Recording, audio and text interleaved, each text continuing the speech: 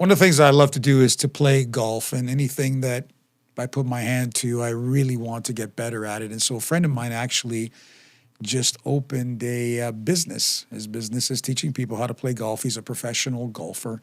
And so he invited me to actually come and be a part of his original program and his assessment and to give him feedback. And I thought it was amazing. I got free lessons and was part of this incredible pilot and golf simulation and all the rest of it. And one of the things that he said in the midst of it, he was teaching me on how to shape shots. So if you're not a golfer, that's, utilizing the club to make it go right or to make it go left or straight. And there is a skill to it. And a lot of it has to do with your hands and your wrists. And in the midst of it, he actually talked about this Goldilocks rule. So he would say to me, fire the hands so that they go right, fire the hands so that they go left. And then he would say, now let's make the ball go straight, which would be right in the middle, the Goldilocks rule. And I thought that was really interesting. And then in reading the book Atomic Habits, in chapter 19, believe it or not, the chapter is the Goldilocks rule. And I was like,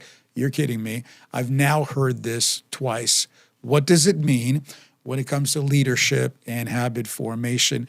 Within the book, he says the Goldilocks rule is really the just right zone. Some people call it the sweet spot. But he talks about things that are not too hard and they're not easy, but they are just right. So 3 things that I want to draw from here. Number 1, how do we use the Goldilocks rule to motivate us when it comes to forming habits that eventually turn into systems? Number 1, this happens when tasks are balanced. They're not too challenging so that they're very, very difficult, or they're not too easy so that we get bored with it. And I'll talk about that in just a moment. But it's just right. It's in our wheelhouse, in that sweet spot, in that zone where we are able to manage it and have the sense that we are being successful and that we are creating progress. Because when we don't have that sense, then we're going to quit because it's just too hard or we don't think we can accomplish it.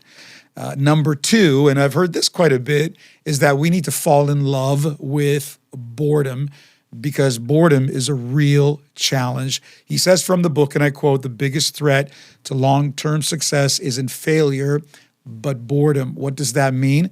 When people become bored with their habits and their systems, they'll quit. They'll give up.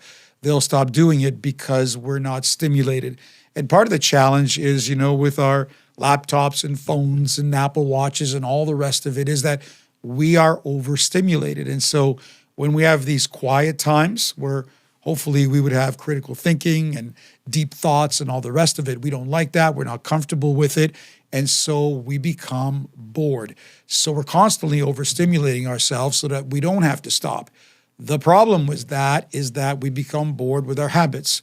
We become bored with the things that maybe we're doing naturally and automatically, even if, by the way, they are creating progress for us and we are seeing fruit and success.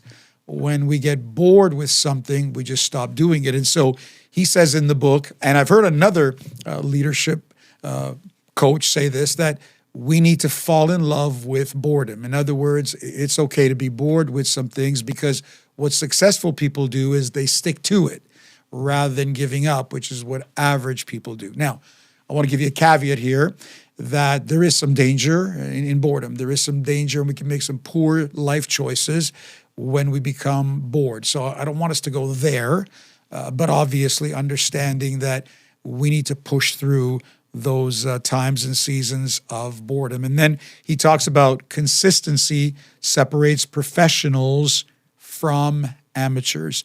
Consistency. You get what you repeat. We did a whole series on done. That's on Instagram.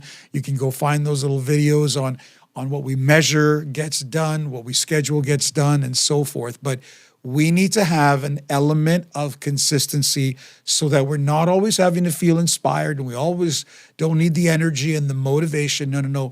It is something that I do consistently. It is something that I've created in my schedule, in my daily life, and so that I'm not looking for these outward, forces that are going to inspire me to do something. No, I'm just going to be consistent, whether I feel like it or not, whether I like it or not, because it is now part of my repertoire. It is part of my routine. And so there you have it, my friends. These are keys to the Goldilocks rule. Not too hard, not too easy, but just right. Thank you for joining me today. As always, comments, questions, we'd love to hear your feedback.